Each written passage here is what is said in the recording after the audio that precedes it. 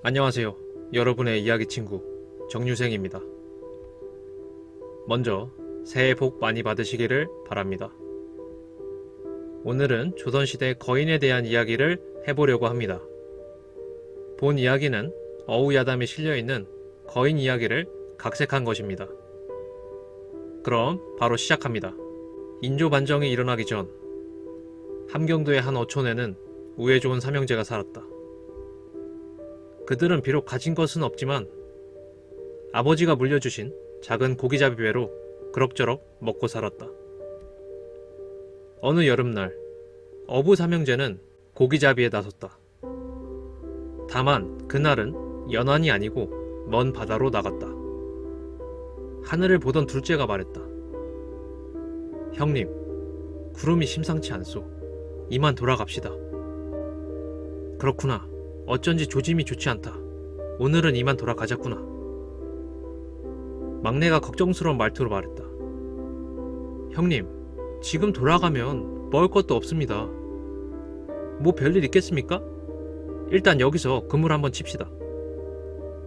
막내는 이제 갓 스물이라 겁도 없거니와 식욕이 왕성하여 배고픔을 참지 못했다.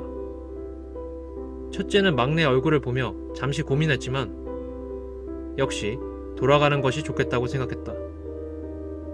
구름의 형상이 왠지 꺼림칙했기 때문이다. 첫째는 막내에게 굶주린 것은 며칠 참으면 그만이지만 목이 달아난다면 고기가 다 무슨 소용이 있겠느냐. 서둘러 돌아가자. 구름은 배보다 빠르다. 둘째도 첫째의 말을 거들었다. 형님 말씀 잘 들었지? 빨리 갈 준비하도록 하여라. 삼형제는 재빨리 어구를 정리하고 배를 돌렸다. 하지만 먹장구름이 어느새 하늘을 온통 뒤덮었다. 파도가 거세지고 하늘에서는 천둥 번개가 쳤다. 곧이어 비가 세차게 들이쳤다. 빗물이 앞을 가려 한치도 보이지 않을 정도였다. 둘째가 말했다. 형님, 틀린 것 같소. 돛을 올리고 하늘의 뜻에 맡기는 수밖에. 그들은 바다에 빠지지 않기 위해 삭고로 서로의 몸을 동염했다. 비는 그칠지 모르고 그들은 점점 온몸이 차가워졌다. 결국 그들은 혼절하고 말았다. 막내가 눈을 떴을 때 그들의 배는 어떤 외딴 섬에 도달해 있었다. 막내는 형들을 깨웠다. 그들은 목이 말라 물을 찾기 위해 섬을 뒤졌다. 그런데 이상한 것이 땅바닥이 따뜻하고 온통 머리카락 같은 해초로 섬이 덮여있는 것이었다. 그들이 의아해하고 있을 때 갑자기 땅이 흔들리기 시작하더니 섬이 하늘로 떠올랐다. 둘째는 잽싸게 섬에서 뛰어내려 배에 올라탔고 첫째와 셋째는 해초를 붙잡고 간신히 버티는 중이었다. 첫째가 해초를 붙잡고 정면을 보니 눈동자 같은 것이 보였다. 아니, 그것은 분명 눈동자였다. 밑에서는 둘째가 뭐라 소리쳤다. 형님, 아우야! 빨리 뛰어내리소! 그 해초 아니다! 그렇다. 그것은 키가 5길에 달하는 거인이었다. 거인은 해초처럼 생긴 자신의 머리카락에 붙은 막내를 손으로 집어 입에 가져가려고 했다.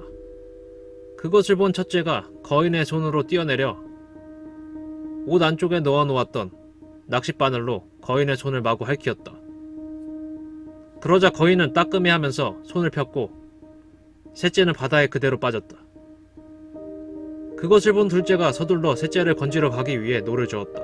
거인은 자신의 손 위에 있는 첫째를 벌레 잡듯이 집어 입으로 집어넣어 우드득 우드득 씹어먹었다.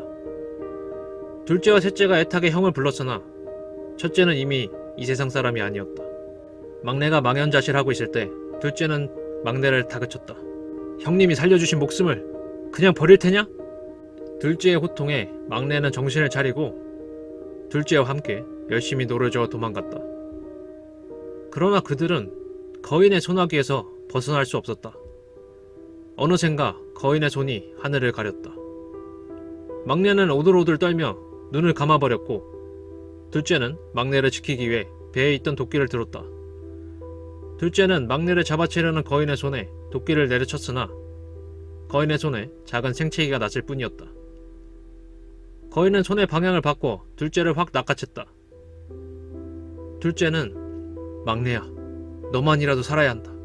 어머니를 위해서, 형들을 위해서라도 라는 유언을 남기고 거인의 입속으로 사라졌다. 그리고 마침내 거인은 막내에게도 손을 미쳤다. 허나 거인은 막내를 자신의 입속으로 넣지 않고 자신의 또 다른 입속으로 넣었다 뺐다를 반복했다. 막내는 코를 찌르는 악취에 기절하고 말았다. 막내가 눈을 떴을 때는 배가 이미 자신의 마을로 돌아와 있었다. 형제의 어머니는 막내를 통해 다른 형제들의 소식을 듣고 목 놓아 울었다. 허나 막내만이라도 살아 돌아와 다행이라며 막내를 안아주었다. 며칠 뒤 막내는 어머니에게 편지 한 통을 남기고 떠났다. 편지에는 형들의 원수를 갚겠다는 말이 적혀 있었다. 형제의 어머니는 항구로 가 막내를 하염없이 불렀지만 그 소리는 막내에게 닿을 수 없었다. 계절이 바뀔 만큼 시간이 지났으나 막내는 돌아오지 않고 형제의 어머니는 그 자리에 망부석이 되어버렸다. 이 이야기를 전해들은 안변부사 이수광이 위령비를 세워 삼형제 가족을 위로하였다. 이것으로 오늘의 이야기는 마치도록 하겠습니다. 시청해주신 벗들에게 감사드립니다. 그럼 안녕히 계세요.